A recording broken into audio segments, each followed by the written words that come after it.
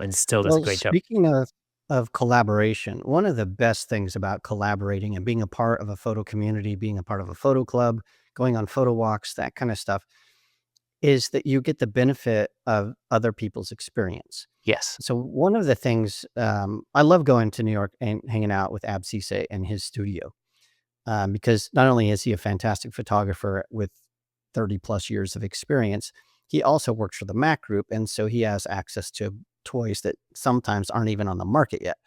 And so I get to walk around and be like, oh, I wouldn't have never thought of doing that thing, or what is this thing, or how would you do this? Or people just doing things that you never thought of. Like, oh, I would never thought of that. Just observing people. And then you take those and now they're part of your toolbox. And when you're shooting, somebody else sees you do that. And they're like, oh, I wouldn't have thought of that. Um, Being an assistant. So like the first, many years of being a photographer, I tried to be an assistant as much as possible because it's one of the best ways to learn your craft. And not just for one person, but for many, many different artists. Because some people will be like, you've got to use, like I assisted a guy, Kareem Samsi Basha. He was in Birmingham when I was back in college. He shot for Life magazine when that was a thing, National Geographic, Sports Illustrated. And then he also had like family portraits and he shot for pretty much anybody he would shoot. But he had a 300 millimeter, massive 300 millimeter Canon lens that he had like a suitcase for. Um, and I think it was a 300 prime, but it was this massive, massive lens. And that's the only lens he would shoot portraits with because he wanted the compression, the shallow depth of field and everything. And so early days, I'm like, oh, I have to get one of these lenses. Or, you know, at that time, $8,000 or something for one of those. It was so expensive. And then, I was shooting with somebody else and they were using like a 50 plastic Fantastic. And, that lens is what, $150. And they were getting spectacular stuff. And I'm like, oh, okay, I don't need to spend $8,000 on this lens to get the look I want. I can get something similar with a $150 lens. You don't have to do the exact thing that your mentor is doing. That's a good lesson. Another great thing about collaboration, I'll give you a couple examples. Sometimes when you're collaborating, the person that you're collaborating with will smack you around and set you straight. I guess that's the best way to put it. And sometimes you need that. And one of the uh, people that I've worked with in the past that is just really good at doing that is Gavin Hoey. And we were doing these Taskmaster. I don't know. You probably know Taskmaster. US people, if you don't know what Taskmaster is, go to YouTube, start watching it. There's 20 seasons now. It is one of the best shows on the planet. But when I was in London, my motorcycle was stolen and I ended up living at Gavin's house for about a month, I think. I lived in his spare bedroom. And so we would watch this show, Taskmaster, and it was where people have these ridiculous tasks that they have to accomplish. And we're like, let's do this on Adorama TV, but for photography. Let's have Sam, so Gavin's wife, let's have Sam create these photo tasks. We won't know what they are, and then we'll just have to do them. So we did a bunch of these. Only a few of them aired because A, they weren't entertaining, and B, a lot of them they just weren't ready for prime time. But a couple of them, one of them was we had to go to a dollar store. I forgot what you guys call it in England. I think it's pound stretcher or something. Yeah. So you go to you get £1, $1. You have to buy stuff. And so we had $3 or £3. And we had to buy 3 different props. And then we had to go in the studio and we had to use those props in the studio to create a portrait. And I was shooting one, I think it was with this light bulb, and it just was going nowhere. It was just like, this is stupid. This is dumb. And when you're shooting a YouTube video, if it's not working, you just scrap it and you shoot something else. And I'm like, nah, okay, let's be done with it. And Gavin was like, no, you have to finish. You don't get an out. We're not just going to scrap this episode. You have to finish this task. And I'm like, do I? I mean, we could just not do it. He's like, no, you're doing it. Like, work harder. He was just basically like, you're giving up too soon on this task. Get it done. I mean, he's Gavin, so he would never say it the way I just said it. He's very encouraging and nice. Um, and so I'm like, okay. I just did not want to do it. And in the end, I created a portrait. I'll send it to you. It's this girl like, aha, I got this idea. And I figured out a way to make it work. And I would have never done that if he hadn't said, just, work harder. And, he gave me some ideas and stuff.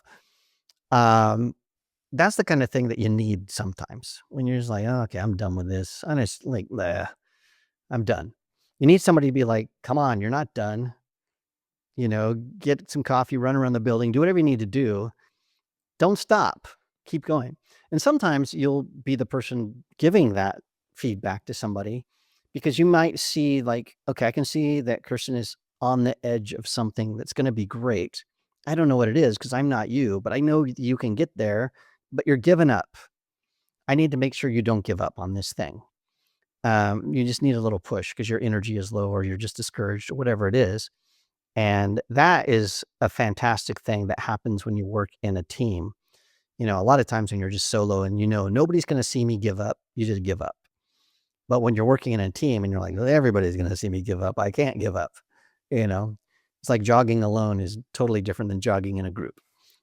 Yeah. It's, There's sort of it's tough. there's a degree of accountability to it as well, Yeah, which, I think people often understand when, when you think of, I don't know, jogging is a good example, or going to the gym, for example. If you have a gym buddy, it's much harder to say I'm not going because you feel like you have to be accountable because you've made an arrangement with somebody else, as opposed to, because if you're just like, if you're lounging around, you're like, oh, I should really be going to the gym today, but I'm just really not feeling it. It's much easier to just go, nah, just doing it tomorrow.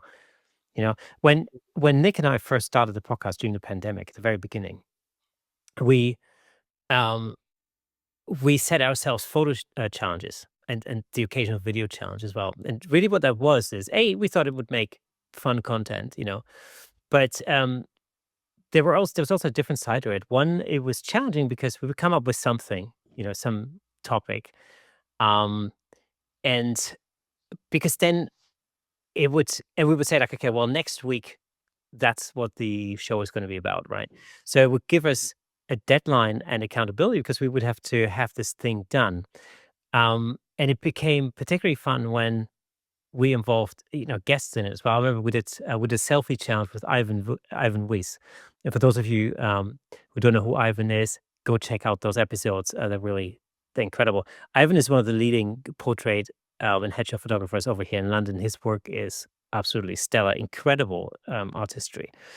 And immediately when you've got him in a competition between Nick, myself, and him to create like, a selfie portrait, you go, "Ooh, I better raise my game here because, I don't want to look like an idiot." And it's really that push that really pushes you on to maybe try something that is outside of your comfort zone. And the thing was, at the time, I have to say, I'm technically speaking a portrait photographer, so I loved this challenge.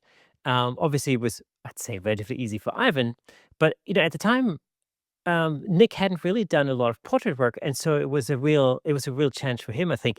And his result was outstanding. He really did an amazing job in with his self portrait, and it was really it was one of these things where it was a really good example for how just putting yourself into that position, creating that sense of accountability, and sort of putting a deadline to it. sure. It really Sure. pushed. We all had to push our game in that. Yeah. One of the things I have learned, so I teach a class on creativity, and there's an exercise that I do. Um, and it's, when I have a group of 12 or 20 people, something like that. What I'll do is I have these cards, and let's say I have 20 people. On 10 cards, it will say, take the most spectacular picture. That's all it says.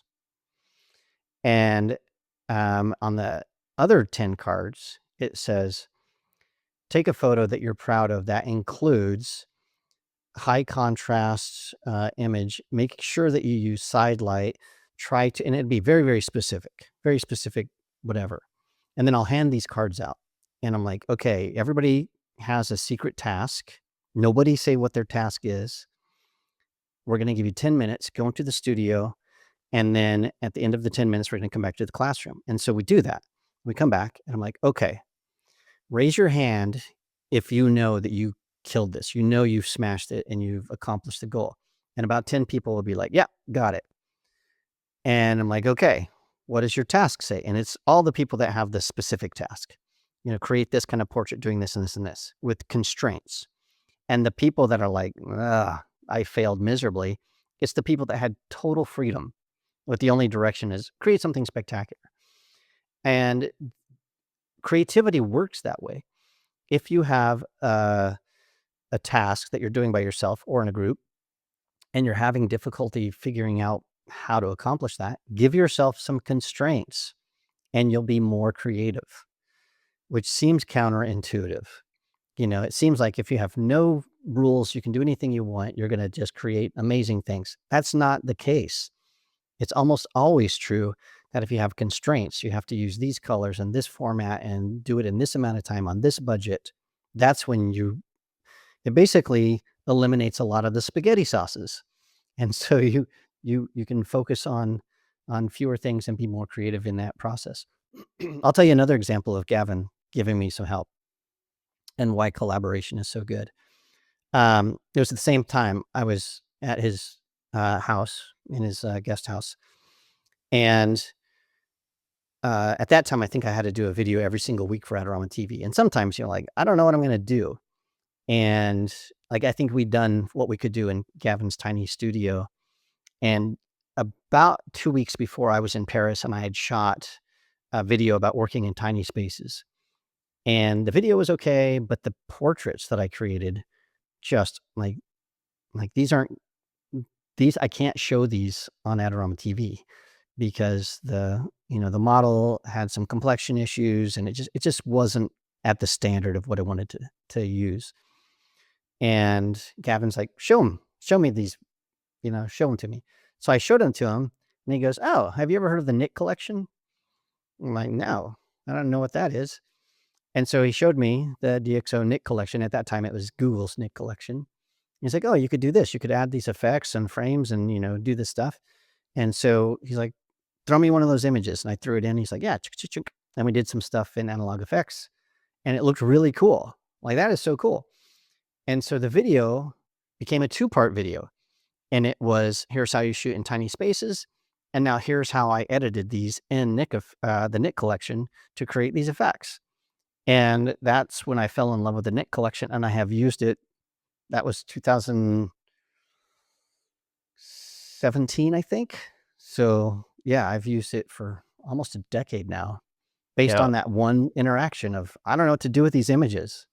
Yeah, try this. I use it all the time. Color effects and silver. What's it called? Silver effects or whatever it's called. Still effects, yeah. Yeah, those are my favorites. The black and white conversions are stunning. Yeah, Martin. What's Martin's last name? He's a London photographer. He does fashion. He does hair, like lots of hair, like hairdressers and stuff. They do these amazing things, and he shoots that. He was doing some amazing black and white photography, and I'm like, Martin, how are you getting this look? He's like, oh, I'm using silver effects, which was funny because at that time I knew about the Nick collection. Thank you so much for tuning in.